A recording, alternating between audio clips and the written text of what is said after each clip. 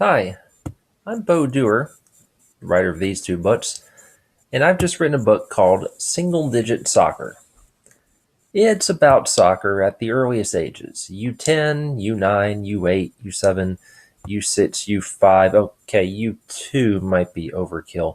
But it's a book for parents, coaches, administrators, and anyone else trying to figure out the confusing landscape of youth soccer in the United States. Why is this confusing? Soccer is supposed to be the simplest game, and these are kids. Shouldn't this be easy? Well, yes, but it's not. One reason kids play soccer a little differently than adults or teenagers do, and they should. They need smaller sided games, not 11-11, maybe 3 versus 3, 4 versus 4. It's more fun, it gives them more time with the ball, and helps them become better players in the long run.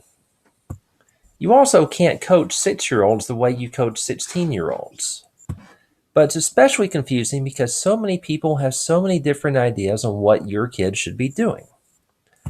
You may think they're just out there to have fun, or you may be dead set on getting a full college scholarship.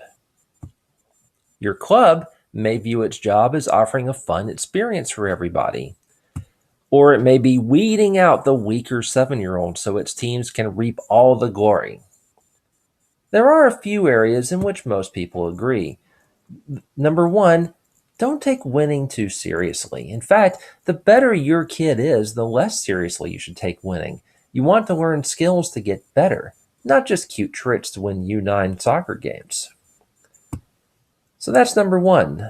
Number two, well, actually, that's about it. We really don't agree on much. In fact, we really don't agree on what it means to emphasize development over winning. It could mean you don't keep score. It could mean you have rules about equal playing time, or it might just mean that you have a coaching philosophy shared by everybody on both sidelines that focuses on the long term. So we have a lot of arguments, and that means we have a lot of leagues and a lot of organizations and some clubs that may not agree with any of them. Let's take just one example: travel soccer. The big national organizations agree. Don't divide players into recreational and travel before U10 or maybe older. Now, you may notice this isn't happening. In fact, your region may have an elite league that insists that its clubs must play other like minded clubs no matter how far you have to drive to get there. What's a parent to do? First, relax. Your kid won't get cut from the high school varsity based on whatever happened at U7. Even when we herd players into travel teams and A teams at U8 and U9 far sooner than we should, that's rarely an indicator of how your kid will do down the road.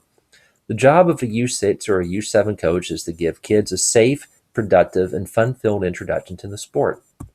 Second, educate yourself. Is your coach talking up accomplishments that aren't really that impressive? Does your child have needs that the local club isn't really meeting? This book was written to help parents and to prod coaches, and vice versa. It's full of reality checks that bust a few myths your overzealous neighbors might be spreading.